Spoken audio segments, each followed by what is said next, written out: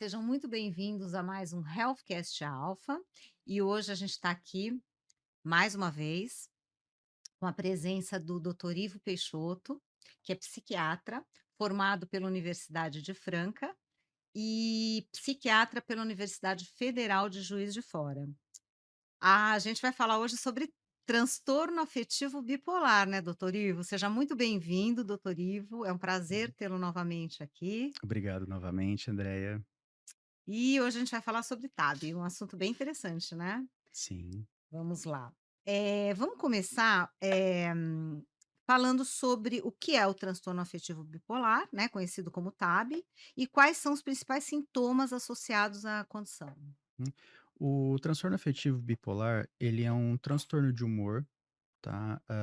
Assim como, o transtorno depressivo, só que ele se caracteriza ali principalmente pela presença, do estado de hipomania ou mania associados ou não com o transtorno depressivo, e isso é fásico.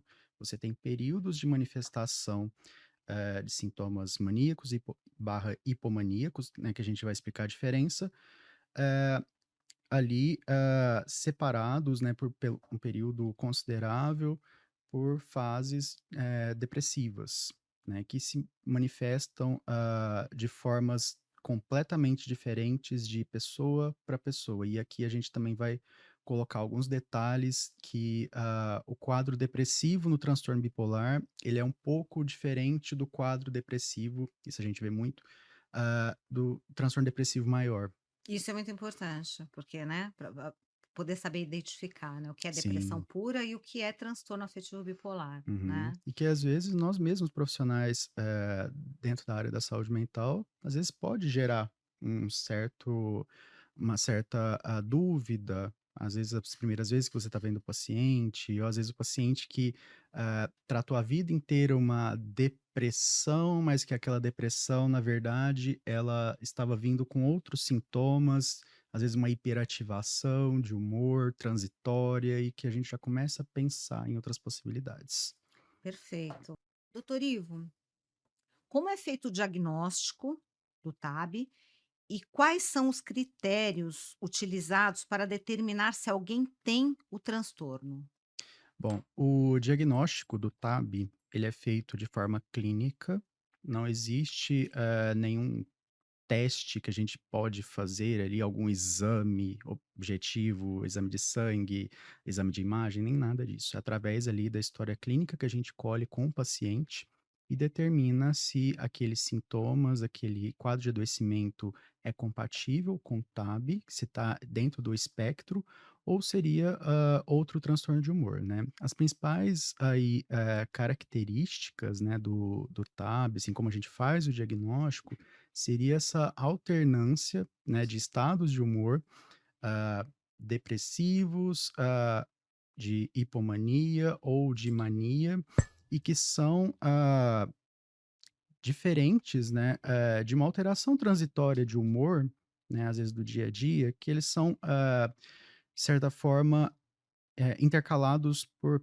períodos, né, de tempo, né, de vários dias, várias semanas, às vezes vários meses, e às vezes são, alternados por períodos de eutimia, que a gente define como um humor mais próximo ali do estável, né, que seria o, digamos, o saudável, né? E esses períodos de humor, eles podem até acontecer também de forma mista, né, quando a gente vê que, sintomas depressivos e sintomas maniformes, eles podem estar presentes juntos, e isso é difícil para nós profissionais de saúde mental diagnosticar, às vezes pode passar batido ou às vezes até paradoxal, né. Como que uma pessoa, depressiva, às vezes pode estar com um sintoma de agitação psicomotora, né. De que forma isso está influenciando no dia a dia da pessoa, que aspectos, gerais de funcionalidade, né, no dia a dia, no trabalho, no emprego, na família, repercussão negativa, dívida, isso está impactando, né.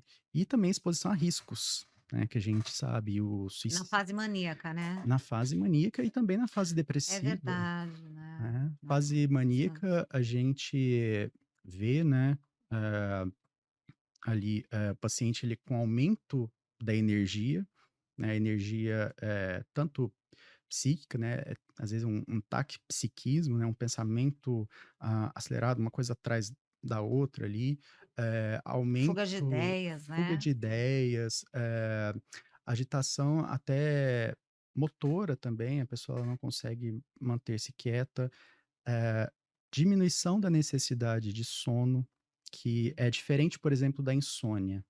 A diminuição da necessidade de sono, ela seria assim: "Ah, eu não preciso dormir mais do que 1 hora, 2 horas por noite. Eu E a tenho". pessoa fica E fica nova. ótima ali, ela tá sempre animada, tá um grau, assim, excessivo, às vezes até de comportamentos de hipersexualidade, né, que ela se expõe, muito, né, a situações de vulnerabilidade, a riscos. Tem paciente que pessoas, né, que pegam o carro na rodovia e anda aí a 200 por hora, que ela se sente num nível de energia tão bem resolvida que Imbatível, como se fosse um imbatível. adolescente, E comigo não acontece nada. sim, não vai acontecer nada, porque, eu tenho certeza, e isso também a gente já dialoga, né, com a mania psicótica, né, de quando essa mania ela é tão intensa, tão presente, que ela pode causar sintomas psicóticos ali, de delírios de grandiosidade, que essa pessoa ela vai estar, tendo a certeza de que ela é o super-herói da vez, né. Com ela não vai acontecer nada, ela consegue, dialogar ali, com seres com dimensões diferentes. Isso, pra cada pessoa tem uma manifestação. Tem gente Tá. que desconta isso no trabalho, né, de às Vira vezes workaholic. É, só para cada que pessoa tem uma manifestação, é o que você falou. sim. É, Hipersexualização que eu falei, às vezes a pessoa não é compatível com a pessoa, usar determinado tipo de roupa e de repente você vê que ela tá usando aquela roupa toda colorida, toda extravagante, e que aquilo parece que começou, mas aquilo também tem um fim, tá. Às vezes a pessoa pode entrar num estado de otimia ou também no estado de, depressão. depressivo, né. E que isso, quando, precocemente diagnosticado, né, tende a evoluir de uma forma muito mais satisfatória, a pessoa tem uma qualidade de vida muito melhor quando ela é tratada. E aqui, eu vou focar também bastante ao longo da nossa conversa, o tratamento medicamentoso, que é importantíssimo. Perfeito. Eh, doutor Ivo, quais são as principais causas, né, e existe uma predisposição genética para essa condição? O transtorno afetivo bipolar, o TAB, ele não tem uma causa única, né? Assim como qualquer outro transtorno mental, ele é multifatorial, né? Então, você também tem fatores genéticos associados, né? Principalmente parentes de primeiro grau, né? Que ali, filhos, pais ali que têm o transtorno, têm uma chance muito maior de desenvolver. Tem a questão, do gênero, né, que para o transtorno bipolar tipo 1, né, que seria mais caracterizado pelas fases de mania, de grandiosidade, o tipo 2 ali com episódios de hipomania e quadro depressivo, né, que é fundamental a gente estabelecer como TAB mesmo, quando você tem sintomas de ativação, hipomania ou mania, que é o que difere, por exemplo, do transtorno depressivo. O E que que é hipomania, doutor Ivo? hipomania, ela é como se fosse uma mania, só que de forma mais branda, Ah, tá. E a tá. mania é E a mania é aquele, auge, né, que a pessoa ela vê tudo, colorido, ou às vezes também pode ser uma mania disfórica, que a gente fala, que às vezes a pessoa esse termo disforia dentro da psiquiatria, disfórico, né, aliás, é utilizado aí, em mau humor.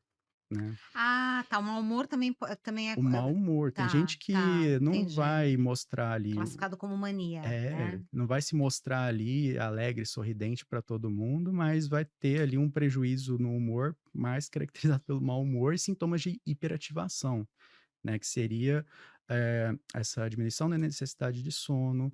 Às vezes também a gente não pode, excluir, uso de medicações, tá, que podem ativar para o estado de, hipomania ou mania.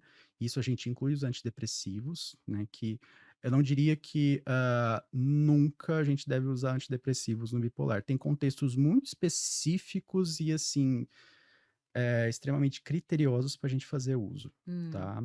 Mas, assim, seriam, determinados tipos de antidepressivos. E também exposição a álcool, Drogas drogas ilícitas? Hum. ilícitas, né, que podem, muito, aumentar essa energia e, juntamente com o fator genético, né, você tem um desbalanço, uma desregulação dessas monoaminas no cérebro, que seria a serotonina, a dopamina, a noradrenalina, a gente tem o GABA também, glutamato, seria um desbalanço ali em algumas regiões do cérebro responsáveis pelo humor e que, ocasionalmente ali, a partir que a gente vê, eh, do final da idade adulta, do final da adolescência para o início da idade adulta, às vezes pode ter um primeiro, eh, sintoma de humor, e a gente tem que, se atentar muito a quadros em adolescentes, né, que, às vezes se manifestam primeiro como um transtorno depressivo. Qualquer transtorno depressivo ali abaixo de 24 anos a gente tem que, afastar. Também, quadros, envolvidos ali, se a pessoa já teve um episódio de ativação, que às vezes já tomou um antidepressivo, que eu escuto muito, né, para tratar ansiedade e tal, tomou ali 6 meses, a pessoa falou: "Olha, até melhorou, mas eu fiquei sem dormir". Às vezes eu ficava muito, ali no trabalho, as pessoas falavam que eu falava, tagarelava demais, não tinha limites. Eu falei: "Olha, pode ser um quadro de hiperativação". Por conta Por medicamentoso. conta por conta do antidepressivo. A gente tem que tomar cuidado por conta Sei. disso. Às vezes você pode, não ser classificado como tipo 1, né, uma mania, eh, clássica, né, como eu falei, mas o tipo 2, que é um episódio de hipomania. Eu tenho diversos cases, diversas histórias aí de Você deve ter histórias, pacientes. assim, inclusive que depois, né, que tudo dá certo, Uhum. até tem histórias um pouco engraçadas, assim, né, que você e até se diverte junto com o paciente, né, tipo: "Nossa, meu Deus, aconteceu Sim. isso", né. Quando eu estava na residência médica, um dos primeiros pacientes, né, que eu peguei em fase de mania, paciente adulto jovem, ele tinha por volta dos 25 anos, eu perguntei para ele, né, depois que ele recuperou, depois que ele voltou para a estabilidade de humor, né, digamos assim, o que que você sentia quando você estava ali no auge Isso da até mania? ajuda, né, o profissional de saúde, né. Sim, e ele falou: "Olha, eu sentia, parece que eu estava 24 horas sob efeito de LSD, eu enxergava tudo colorido, parecia que eu estava assistindo televisão e eu conseguia dialogar com a televisão e ao mesmo tempo ah, pensar, ver o que as outras pessoas estavam pensando e não precisava dormir. Eu achava que era o melhor em tudo, em que eu fazia e gastava demais e se endividava. Cartões de crédito Essa questão do consumismo excessivo, também, né. É. sim, que teve já tem pacientes que compraram até apartamento. Meu Deus, sem ter a condição. Sim, e Meu assim, Deus, aí é uma loucura. e isso pode gerar um transtorno gigantesco na vida da Com pessoa, né, certeza, né. tanto financeiro, mas também familiar, profissional e todos os outros contextos aí imagináveis e até inimagináveis, né. Que às vezes a pessoa, ela realmente não tem a condição financeira para fazer aquilo, ela vai lá e faz, porque ela sabe que vai conseguir, né, e depois que volta, É, ah, voltou para a é, para realidade, a falou: realidade, "Opa", aí de repente ela pode ver ali como a repercussão negativa, passar por um quadro depressivo, né, porque até por ela conta disso, às vezes, sim, ela também, enxerga a tanto o que ela realidade. fez Meu ali no Deus, quadro de mania, às vezes pode ser um boom, né, um baque, e ela pode evoluir para um quadro depressivo se a gente não ficar atento. com E assim, de forma certeza. rápida. Que loucura, né. Tudo é o equilíbrio, né. Sim. Doutor Ivo, o TAB ele pode se manifestar de diferentes formas, né, como episódios maníacos, como você estava falando, e episódios depressivos e mistos. Você poderia explicar cada um desses episódios, os seus sintomas característicos? Você já falou alguma coisa sobre isso, né, Uhum. mas Sim. Começando pelos episódios, de mania, né, de hiperativação, de exaltação ali de humor, né, de um humor mais expansivo, de uma hiperativação, hiperativação psicomotora, o indivíduo fica inquieto, fica com diminuição da necessidade de sono. A gente tem que descartar se isso aconteceu, às vezes ali por conta de uma substância, ou às vezes por conta de uma medicação, né, que seria, o que a gente tem que também descartar. E também está envolvido também com, sintomas como distraibilidade, né, a pessoa ela fala, fala, ela tá, com a atenção completamente, desestruturada, digamos assim. Ela nós temos 2 tipos de basicamente, assim, tem outros critérios, né, mas aqui conversando a gente tem, a tenacidade e temos aí a vigilância. É como se a pessoa ela tivesse uma perturbação nesses 2 grandes âmbitos aí da atenção, e ela não consegue, focar ali no que ela tem que fazer, ou ela se foca muito e depois pula para outra coisa, é uma coisa sem fim, e ela acha que durante aquele momento ela tá super performando, tá produtiva, tá super produtiva, produtiva. né, e aquilo depois ela vai olhar: "Nossa, o que que eu escrevi aqui? O que que eu fiz nesse contexto de trabalho?", né. Contexto de E trabalho é muito delicado também, sim, né. já tive profissionais Você perde o emprego, né. sim, já tive profissionais da área da saúde que o horário de bater o plantão era 6 horas da manhã, a pessoa chegava 4 horas da manhã Meu e ficava Deus. no episódio ali de mania, a sustentação ali, fazendo tudo no trabalho, se colocando ali de forma excessiva na ajuda de colegas e se sentindo ali a melhor pessoa Que do mundo, entendi. Nossa, né, para o e profissional de saúde é bem complicado, né. sim, Que vai lidar com pacientes e tal, mas aí acho que os próprios médicos, né, num plantão, você consegue sim. observar e, tipo, resgatar essa pessoa e E falar: "Não, espera aí, vamos lá, vamos ver o que que sim, tá e acontecendo". e dialogando Para tudo, né. sim, e dialogando com o segundo, né, que seria a hipomania, que seria uma mania mais branda, né, com sintomas, de hiperativação ex eh, menos excessivos, às vezes ela pode ficar bem mascarada, né. Às vezes a pessoa ela tem momentos ali, de poucas semanas ali, alguns poucos dias, alguns critérios, aí algumas associações elas estabelecem ali um período menor de hiperativação, mas que gera um prejuízo para a pessoa. Tem gente que, nesses períodos, né, de hipomania, vai lá, entra na Shopee, compra um monte de coisa, um monte de curso para fazer também ali paralelo, começa a fazer o curso ali e tá, ela estava de certa forma produtiva, mas aquilo de repente se esvai. Acaba a energia, a bateria acaba. Aí é onde é que volta o insight, né, onde é que volta a crítica. "Por que que eu tô fazendo isso?". Entendi. E isso é muito, muito comum Comum.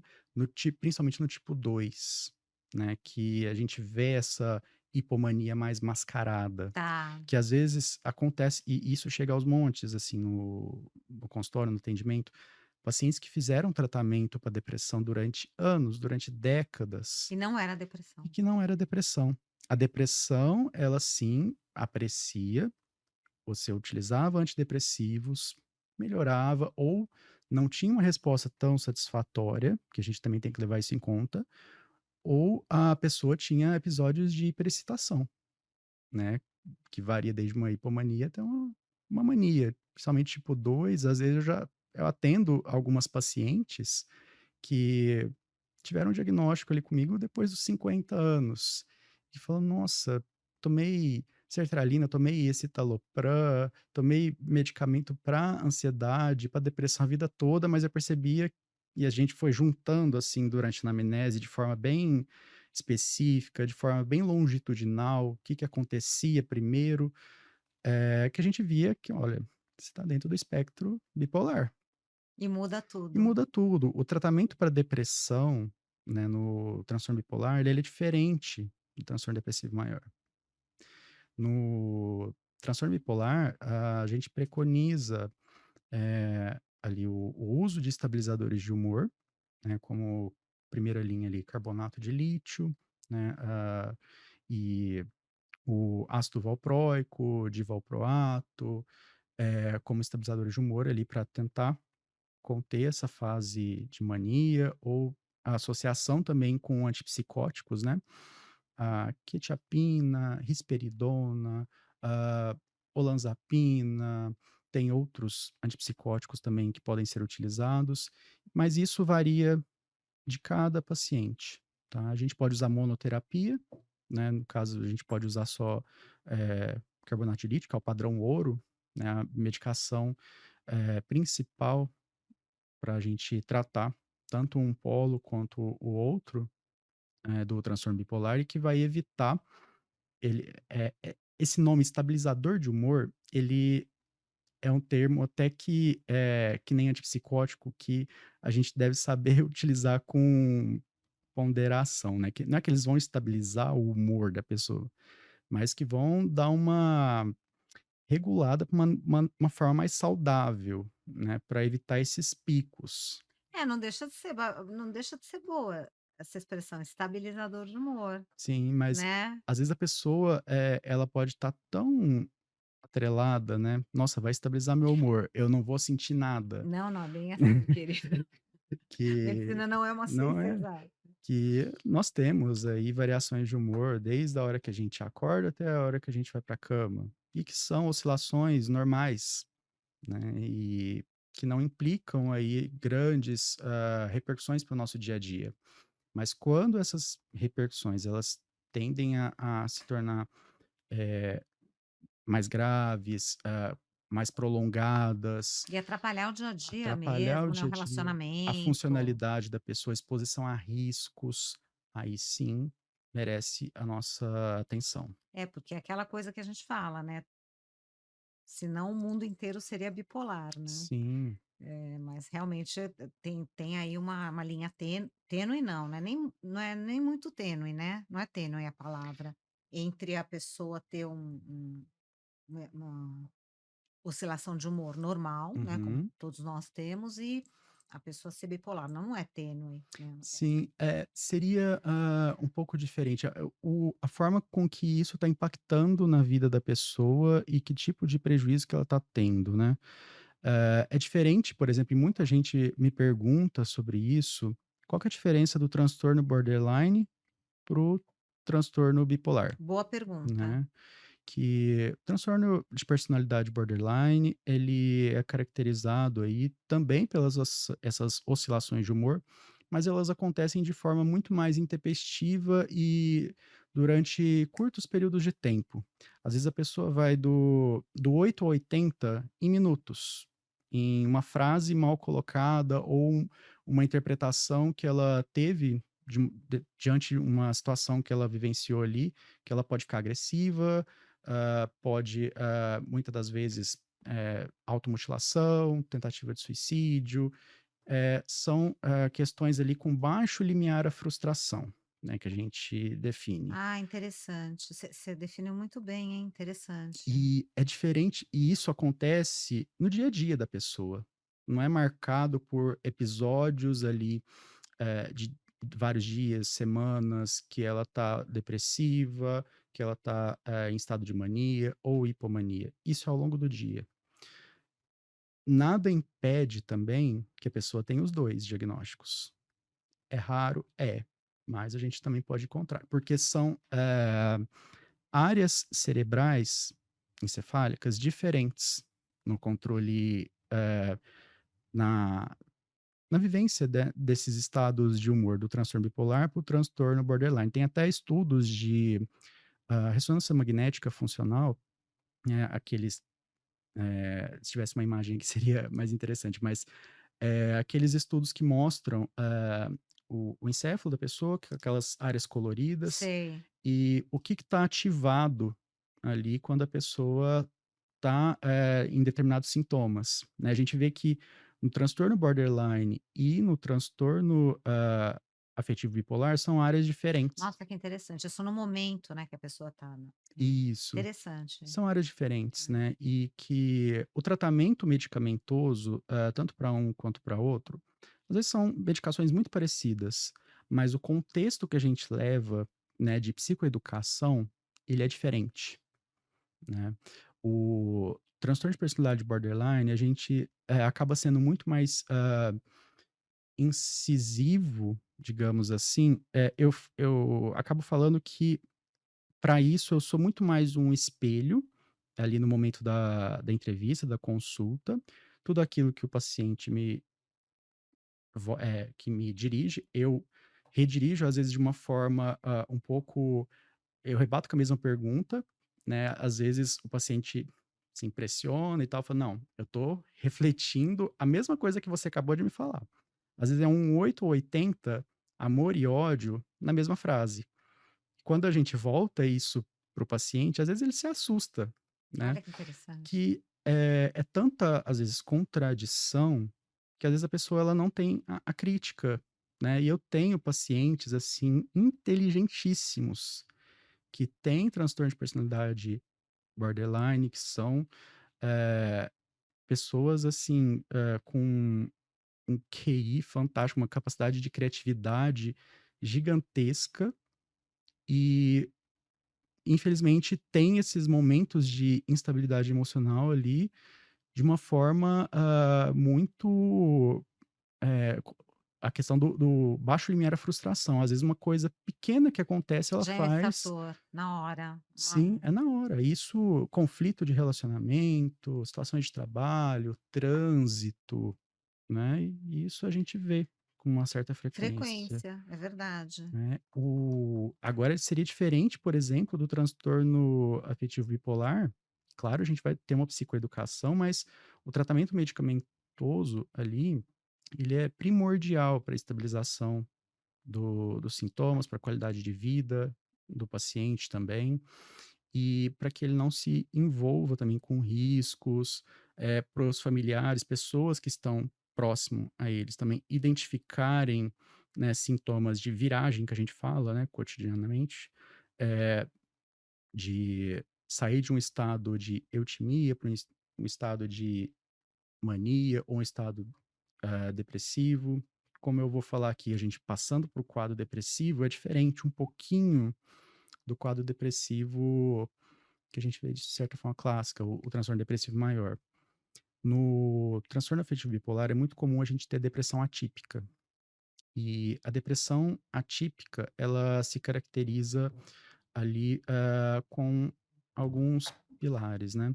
Você vai ter sim um rebaixamento de humor, tá, mas isso também está associado, eh, às vezes, a uma diminuição da necessidade de sono barra insônia, porque o depressivo, transtorno depressivo maior, depressão que a gente vê de forma clássica, a pessoa ela vai, corta, me Ah, diverti.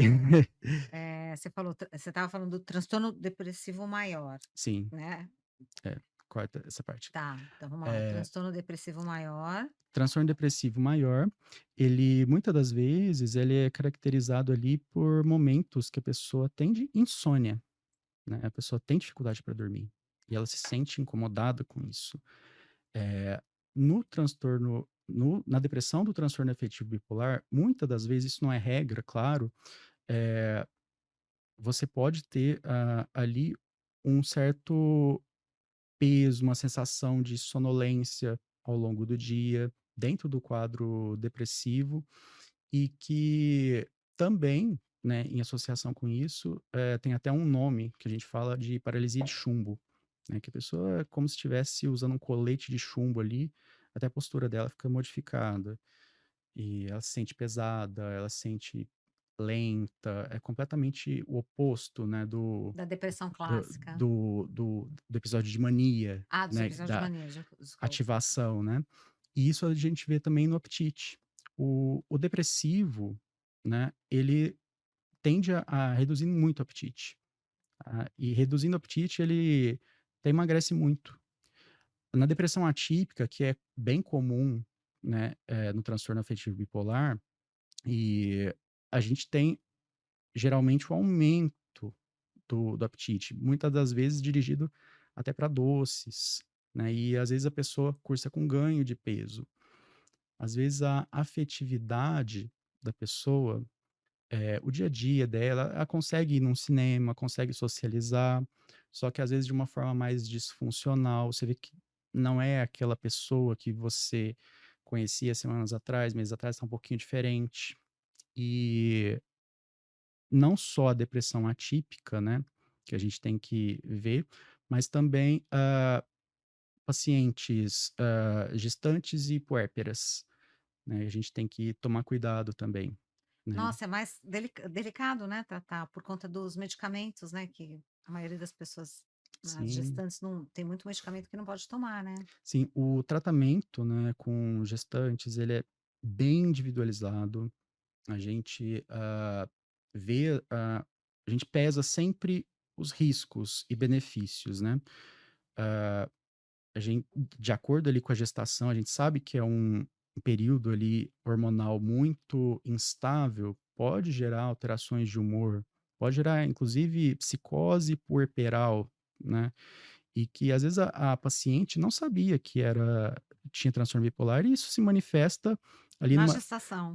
na gestação ou, uma depressão puerperal, numa psicose puerperal e acho que a gente vai ver no fundo, faz parte do espectro bipolar, né. E que isso é de fundamental importância para a gente prestar atenção e não ser iatrogênico, não, praticar aquilo que a gente vai estar, gerando malefício para o paciente, prescrevendo alguma medicação que vá piorar a situação, né, e não ponderando os riscos e Para o benefícios, né, feto também, para o né. feto, É. né. Nossa, é bem delicado, né. Sim. E isso é muito individualizado, assim, de paciente para paciente. E eu sempre gosto de trocar cartas com o ginecologista, com o obstetra da paciente, o que eu estou fazendo, o acompanhamento rotineiro que ela vai ter ali com a ultrassonografia, como é que tá, Super que importante esse isso. apoio, esse diálogo, interprofissional é essencial, Super né, importante. principalmente durante esse período da vida da paciente, né, que a gente pode se surpreender com muita coisa. E deixar de tratar um quadro, né, durante a gestação, seja de ansiedade, seja depressão, sejam sintomas de ativação dentro do transtorno bipolar, ou até mesmo psicóticos, gera repercussões tanto para o paciente, mas também como feto. Se você não tratar, você tem uma série de desequilíbrios eh, funcionais, ali, metabólicos, que vão influenciar o desenvolvimento da criança. Desenvolvimento, cerebral, desenvolvimento cognitivo. Quer dizer que não tratar Não tratar também influencia. influencia. A gente tem que colocar na balança. eh, Tratamento medicamentoso, tem medicações aí, que são bem orientadas para gestante, tem medicações que a gente deve evitar, mas que isso deve ser muito bem colocado na balança durante o nosso tratamento, tá. Perfeito. Doutor Ivo, eh, quais são os principais desencadeadores, os fa ou fatores de risco, né, que podem levar a episódios de mania ou depressão em pessoas com TAB? Uhum. Eh, eu diria assim, não como um principal fator, mas dentre os grandes, né, que às vezes a gente esquece um pouco, ah, privação de sono. A privação de sono, seja ela o paciente não tá a pessoa não está conseguindo dormir, pode ser um fator importante para a viragem, principalmente para episódios de mania, tá. E priva o sono uma, 2, 3, 4, a gente sabe que o sono ele é um mecanismo fisiológico, restaurador Nossa. muito importante. E quando você tem essa privação de sono, a pessoa ela não quer dormir por conta, às vezes, do trabalho, obrigações e tal, e se ela tiver o transtorno bipolar, ela corre o risco maior, né, de, ter uma manifestação ali para um episódio de mania. E às vezes ela tá usando a medicação certinho, tá: "Ô doutor, eu não tô conseguindo, meu sono tá afetado". A gente já tem que olhar com mais cautela. "Olha, vamos dar uma priorizada aqui no tratamento do seu sono. A medicação, o estabilizador de humor tá ok, tá funcionando, mas vamos priorizar o sono". O sono também é fator adoecedor. Perfeito. Outra coisa que pode precipitar: o uso de substâncias psicoativas lícitas e ilícitas. A gente fala do álcool, aí que é tanto para viragem para o quadro depressivo, mas também para o quadro, de mania, hipomania. Ah, substâncias aí que geram comportamentos hiperativadores, né, como cocaína, anfetaminas e os tão, pouco comentados também energéticos, Nossa, psicoestimulantes, energéticos. que isso a gente acaba vendo, né, que cada vez mais colhendo dados aí de grandes populações, a pessoa fazendo uso excessivo, às vezes está ali numa festa: "Ah, vou ficar tomando energético", Ah, só o energético. pode gerar uma psico agitação ali, e que ela pode se manter ali durante alguns dias, se essa pessoa principalmente estiver usando de forma excessiva e indiscriminada, que também pode. Eu já até li estudos a respeito do excesso de café também, né, que excesso de café vai privando o sono O café também. tem um limite também, ele é muito, né, Tem ele o tem um limite para as a pessoas em geral, né. sim, cada uma tem uma tolerância É. em relação à quantidade de cafeína. E fatores também estressantes na vida da pessoa, né, que também podem ser, contribuintes para a viragem do quadro, né. Desde aí de uma grande perda, de um luto, já tive pacientes que viraram, né, durante o episódio de luto para um quadro de mania.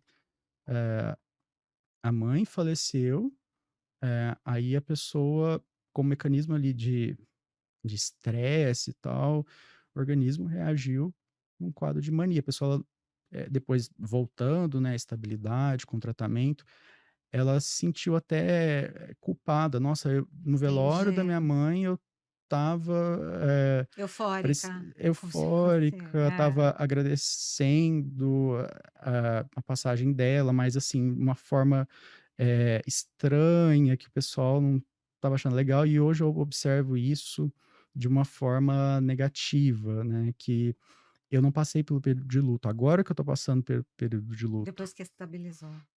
E isso a gente tem que olhar também muito com o quadro, depressivo, até mesmo misto, né, Hum. que aí entra também, principalmente nesses 2, que o quadro, o transtorno bipolar, ele tem até 15 vezes mais chance de suicídio do que na população geral.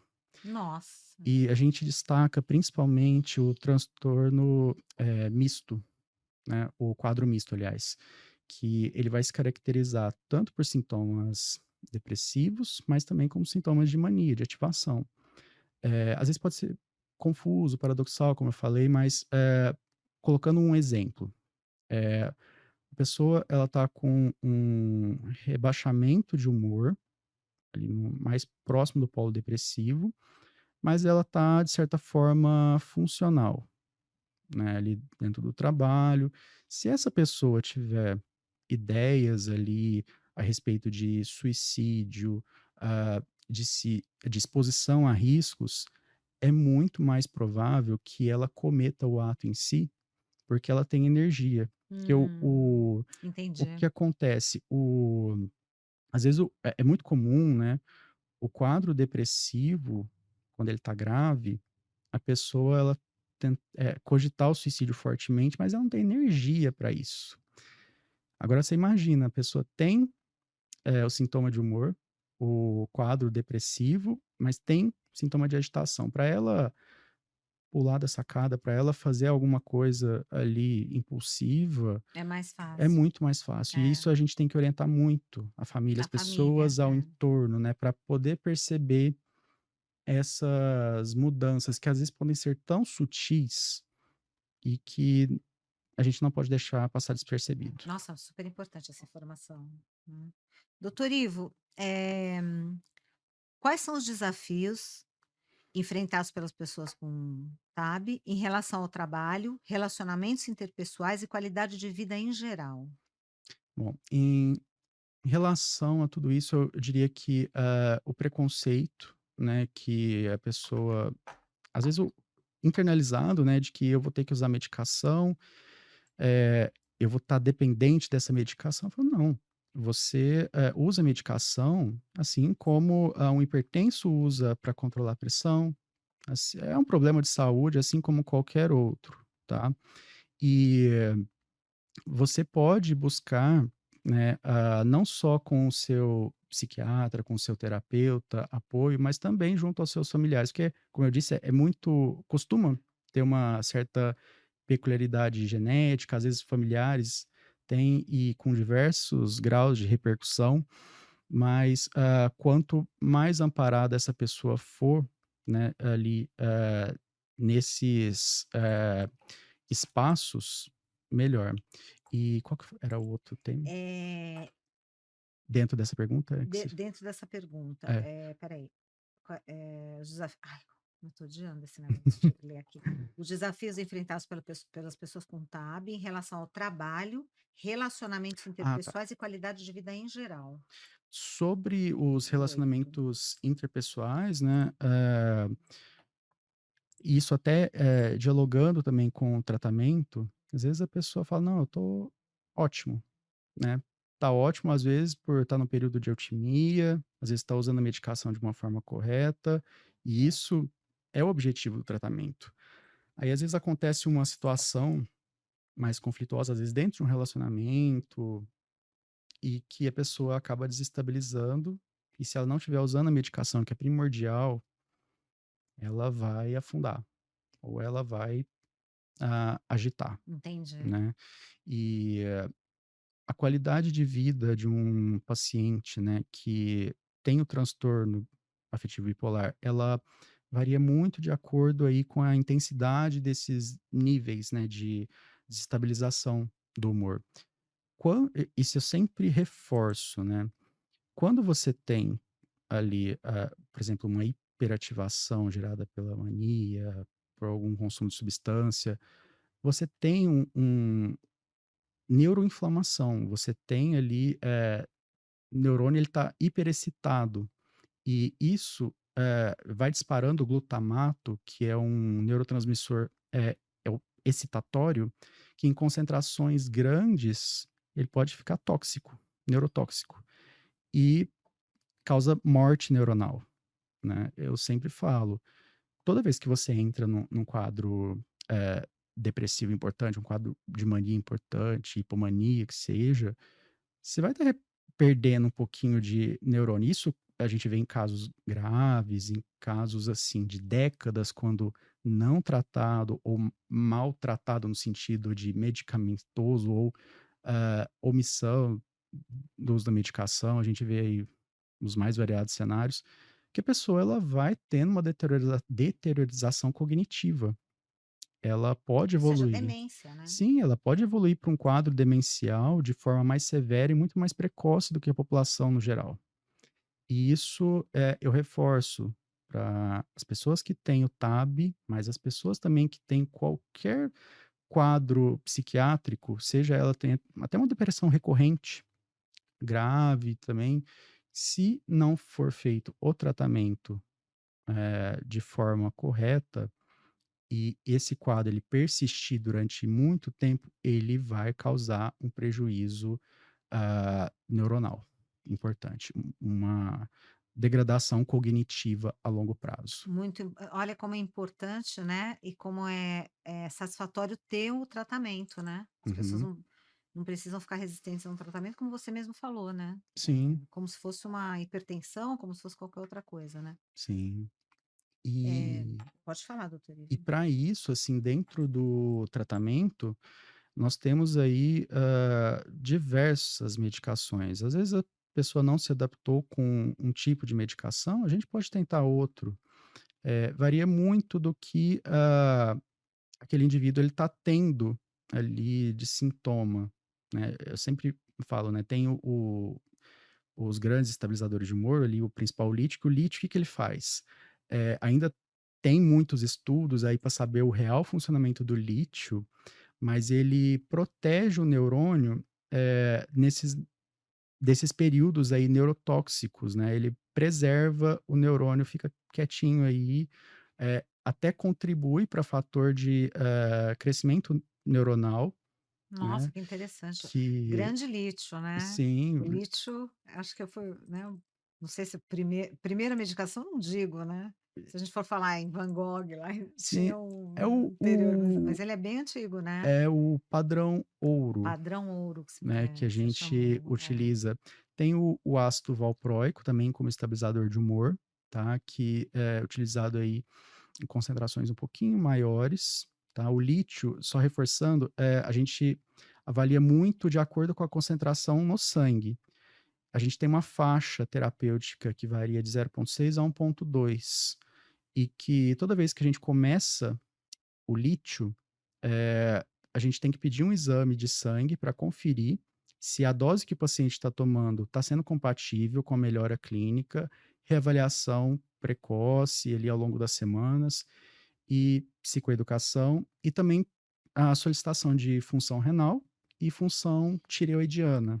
E a função renal são exames de sangue? Exames de Tá. sangue, né, ureia, creatinina, função tireoidiana, a gente, vê primeiro como que essa tireoide ela está funcionando para a gente ter como parâmetro, se o lítio está ou não afetando o funcionamento da tireoide. Ele pode não afetar?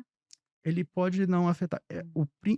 o que a gente vê com mais frequência, assim, e isso tem até documentado, é quando o lítio ele é colocado em apresentações de liberação contínua, ou seja, não dá picos na corrente sanguínea.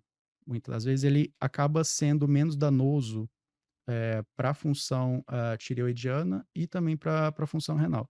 Mas isso, varia muito de acordo com o paciente, tá.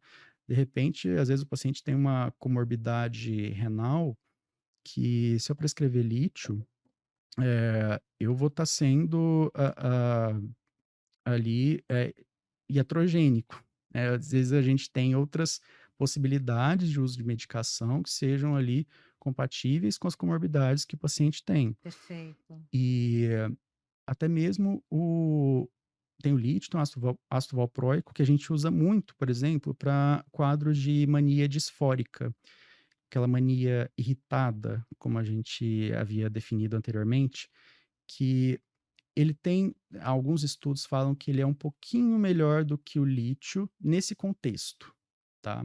Mas o lítio aí não deixa de ser o Não grande deixa de ser o padrão ouro que você padrão falou, ouro. né. É. E existe também medicações, né, como eu falei, os antipsicóticos, né, os principais aí, a quetiapina, que em doses altas, aí, 250, 300 miligramas aí em diante, né, utilizados como, tratamento para dentro do transtorno afetivo bipolar, e que eu tenho pacientes, assim, que utilizam só esse tipo de medicação e que estão ok. Às vezes não tem a quetiapina, mais especificamente, doses altas. Ou que usam só o lítio, ou que usam só o ácido valproico ou de valproato. É muito individualizado o tratamento, né. E às vezes o paciente começa tomando, vamos supor, 3, 4 medicações. Fala: "Não se assuste, tá, a gente está priorizando aqui, vai priorizar ao longo do tempo as medicações essenciais, às vezes você vai ficar só com uma, Tá, mas não deixe de tomar". perfeito. Isso é bom, E importante. e também, né, se a pessoa estiver em situação de risco, eu delego a função da tomada da medicação ali à pessoa próxima, ao cuidador, ao familiar, para ela também, não em um momento ali, ela tentar contra si mesma, né, tentativa de suicídio, Perfeito, é muito importante, tem que ter alguém monitorando. sim, até a É. pessoa ficar É, estabilizada. exatamente. Doutor Ivo, existem efeitos colaterais associados à medicação utilizada no tratamento com TAB? E como os pacientes podem lidar com esses efeitos colaterais? Existem efeitos colaterais, isso é muito muito individual de pessoas para pessoas. E sempre quando o indivíduo sentir algum efeito que para ele esteja muito desconfortável, sempre comunicar ao seu médico responsável, psiquiatra responsável e nunca ir no doutor Google ali pesquisar e suspender a medicação por conta própria. Por exemplo, o lítio é muito comum, às vezes nos primeiros dias, nas primeiras semanas, dá aquele desconforto gastrointestinal, eh aquela dor abdominal, a alteração do trânsito intestinal, uma sensação de gosto metálico na boca, tá, que o lítio, não é um metal, não é uma substância que a gente tem aí, em concentrações da nossa alimentação, tá, a gente não é uma substância que faz parte do nosso corpo, tá, como um sal aí, como um sódio, né, tá ali no mesmo na mesma família ali na tabela periódica, né, lítio, sódio, potássio, mas não é um metal que a gente tem no organismo, tá. E também a respeito, né, quando aparecem efeitos, por exemplo, de alergias, coceira na pele, às vezes muito sintoma gástrico, ou até mesmo, reações que a gente fala, eh de alergia, reações alérgicas importantes, às vezes beirando uma anafilaxia, né, que às vezes pode acontecer, isso para qualquer medicação, sempre informar o médico responsável e procurar ajuda. Isso em casos extremos, tá? Mas na maioria das situações, as medicações atualmente elas são muito modernas, elas são projetadas aí, às vezes para ter uma liberação prolongada, diminuir a chance de efeitos colaterais, tá? Não quer dizer que eles vão sumir e com o passar do tratamento, esses efeitos colaterais eles tendem se a atenuar. Às vezes nas primeiras semanas a pessoa sente realmente: "Nossa, tá me dando sono, tá me deixando mais lentificado, tá me gerando, isso, aquilo". Vamos esperar um pouco, se isso não estiver causando um dano, né, pra você, na sua saúde, vamos ver, qualquer coisa a gente pode substituir a medicação, mas eu sempre supervisionando, né. Perfeito. O o ácido valproico, né, é muito comum as pessoas queixarem de dor de estômago, né. A gente às vezes pode substituir por um divalproato de sódio, né, às vezes as pessoas queixam também de aumento do peso, aumento do apetite, e tanto com ácido valproico, mas também com, antipsicóticos, né. A quetiapina, olanzapina, alguns outros antipsicóticos não geram tanto esse efeito, mas são sempre dados ali que a gente tem que colher através de uma anamnese precisa e que sempre que o paciente precisar manter o contato com o médico, ele pode ali, perguntar: "Isso acontece? Tô sentindo isso, tô sentindo Canais aquilo", abertos, sim. com o médico, super importante isso. Justamente para a gente evitar a parada do uso da medicação e ter que voltar à estaca zero. Perfeito. Eh, estamos aqui na finalização, né. Vamos falar um pouquinho de terapia, né, e também das medidas preventivas, né, que os pacientes podem adotar para gerenciar uma condição Uhum. de qualidade de vida, evita sim. recaídas, né. A terapia, ela é fundamental para esses indivíduos, eh, como um mecanismo protetor, principalmente para evitar novas crises, né, que à medida que a pessoa ela vai tendo um autoconhecimento sobre a próprio transtorno, ela vai sabendo identificar, sintomas que às vezes ela não, percebia, sinais e sintomas que antes ela não percebia que seriam, bem ligados ali a essa virada, né, de humor, que às vezes apresentam formas sutis e que às vezes ela consegue perceber, e a terapia é fundamental para isso também, né, por isso que eu sempre oriento, né, terapia, psicoeducação é um pilar do Nossa, é tratamento. mesmo, se for pensar, né, pensa, quando a pessoa está em crise, Uhum, ela precisa do familiar pra mas quando sim, ela começa a estabilizar, como você falou, né, com a terapia e psicoeducação, ela mesma consegue falar: "Opa, espera aí, tem alguma sim. coisa", né. E precisa, né, as pessoas elas precisam, ter essa autocrítica, eh exercida ali de forma ativa, né, para sempre que se alguma coisa tá começando a fugir do controle, ela perceber. Porque a partir do momento que esses sintomas eles vão se agravando, a autocrítica, o insight que a gente fala, ele vai se estreitando até o ponto de repente, sumir.